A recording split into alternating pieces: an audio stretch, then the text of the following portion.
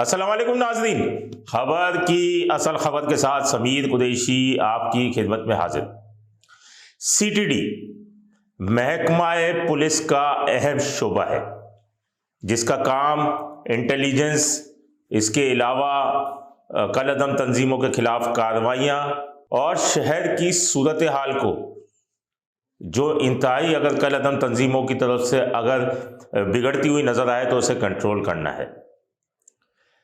لیکن اسی C T D کے شعبے کا جو انٹیلیجنس ونگ ہے اس کا 4 ماہ سے پیٹرول اور ڈیزل بند ہے۔ کیوں بند ہے؟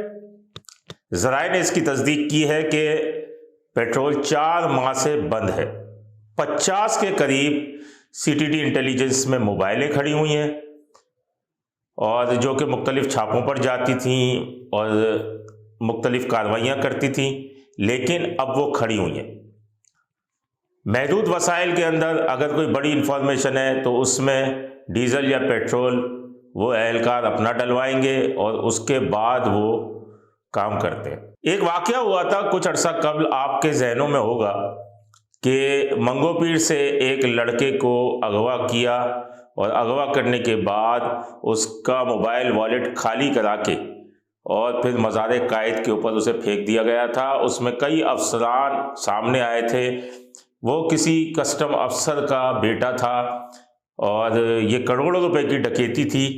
اور اس میں جب سی سی ٹی وی فوٹیجز دیکھی گئی تھی تو سی ٹی ڈی انٹیلیجنس کی ایک موبائل جو تھی وہ اس چھاپے میں شریک تھی۔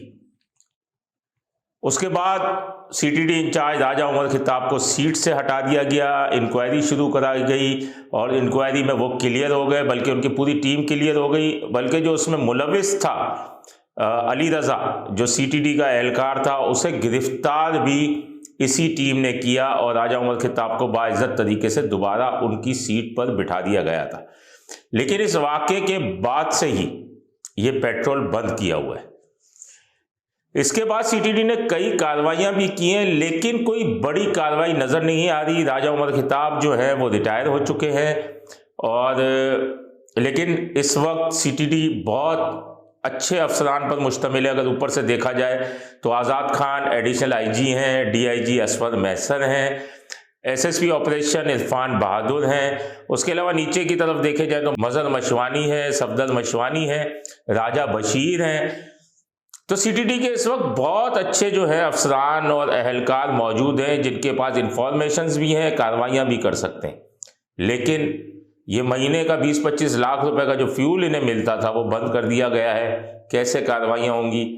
جبکہ ہمارے ذرائع تو یہ بھی بتاتے ہیں کہ راجہ عمر خطاب نے جو آخری آپریشن کیا تھا اور جو کالعدم تنظیم کا ایک دہشت گرد مارا تھا، ان کی ٹیمیں جو ہیں وہ 2-3 بار حملہ کرنے کی منصوبہ بندی بھی کر چکی ہیں کہ سی ٹی ڈی پہ حملہ کرنا ہے، لیکن کسی طریقے سے بھی جو ہے وہ حملہ جو ہے وہ نہ کر پائیں کیونکہ سی ٹی ڈی کی سیکیورٹی سخت تھی۔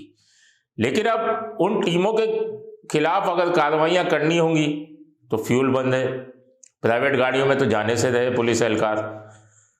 تو یہ بڑے مسائل پیدا ہو گئے ہیں اور ماہرین کا یہ بھی کہنا ہے یہ صورتحال انتہائی تشویشناک ہے اور اس بارے میں اعلیٰ حکام کو سوچنا چاہیے کیونکہ یہ پورے شہر کی بلکہ سندھ بھر کی سیکیورٹی کا معاملہ ہے۔ اس ضمن میں مزید بھی کوئی انکشافات ہوں گے ہم آپ سے شیئر کریں گے۔ اپنے ہوسٹ سمیر قریشی کو اجازت دیجیے۔ اللہ نگہبان۔ Z110 نیوز، خبر کی اصل خبر۔